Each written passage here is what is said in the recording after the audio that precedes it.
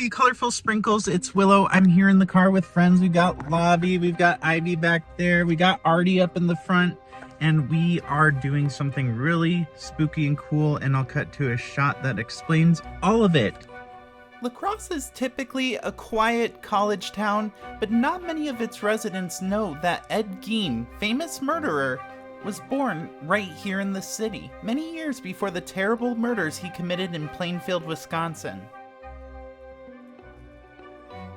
This is Ed Gein, the La Crosse years. Tucked away in a suburban neighborhood right here in La Crosse sits an unsuspecting house at 612 Gould Street.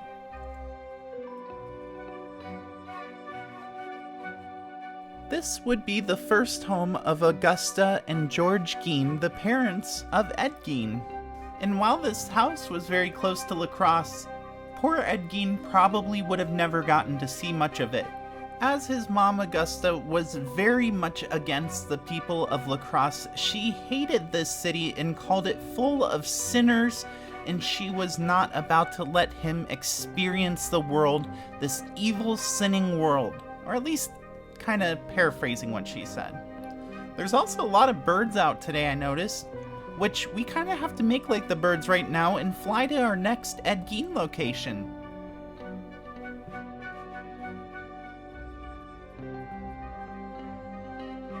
This next location, 1032 Charles Street, is his second home that he lived in with his family.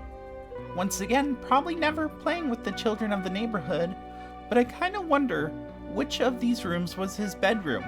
He could have been looking out a window at the kids playing in the street, wondering, why am I stuck in here?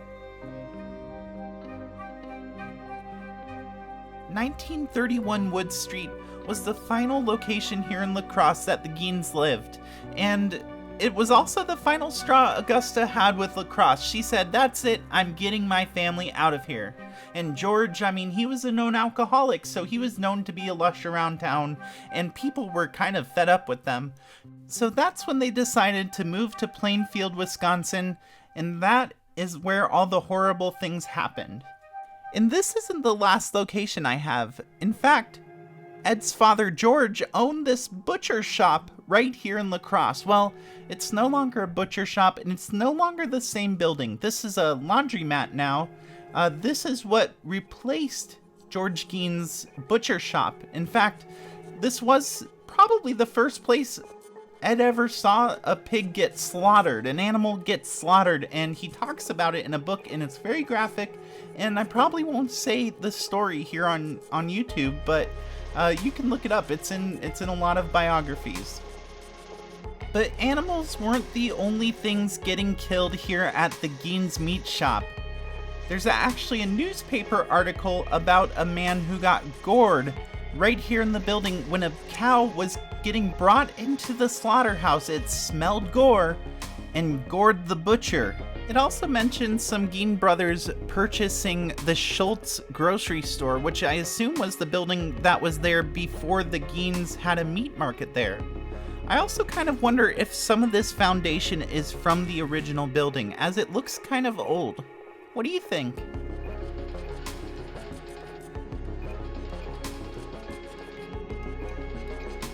And while there isn't much documentation of the Geins being here in La Crosse, as there just wasn't a lot of records back then, there was two more locations that I found that we're going to add to our trip here. So let's head to another one of the Geins' businesses.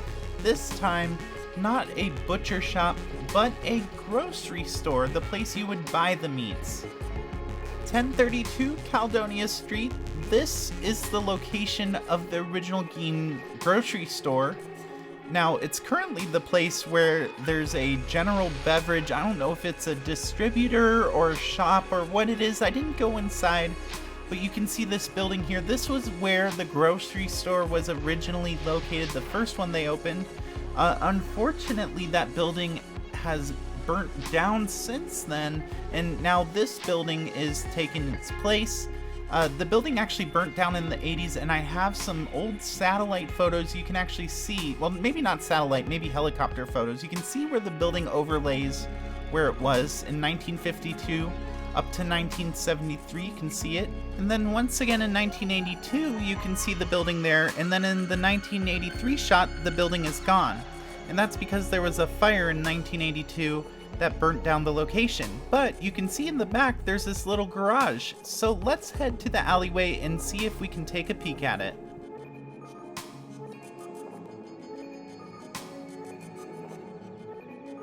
I love seeing the paint chipping off on the bottom there.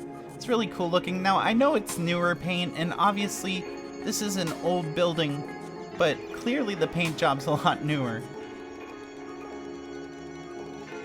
This is the only remaining part of the Gein grocery store. I don't know if it was part of the store or a storage area or a garage for vehicles that they used to transport goods, but this is the remaining building. Finally, George Gein posted in a newspaper that they were moving to 914 Caledonia Street. That's going to be the location of their newer grocery store. And funny enough, there's a giant church here now. Next to it's another building. I wasn't sure if it was formerly on the place of the church or over here at this building here. I'm not exactly sure where the original location stood, but it's one of these two buildings here. Even though this building has on the top a little date that says 1900, it wasn't built until the 1950s. I'm assuming maybe that's the date the church was founded. But then Artie also pointed out to me that there's a little date here in this corner that says 1886, so I don't know what all these dates are for, but this building clearly wasn't here until the 50s. In fact, here's a photo from 1953. You can't see much going on, but in 1938, you can see a building right in its place. And I'm assuming that was the Gein grocery store. The Geins sold the store to purchase the land over in Plainfield. I assume they got a good amount of money for it, being that it was in a prime spot like this. I have to wonder to myself, though, had the sweet shop been open just 5 years before, would Ed Gein have committed such crimes? Maybe a little candy would have done him good. I hope you enjoyed this video this week, stopping by some of the Ed Gein locations here in La Crosse, and I hope you enjoyed the research that I do. Please give this video a thumbs up, hit the subscribe button, and I'll see you next week with another cool adventure.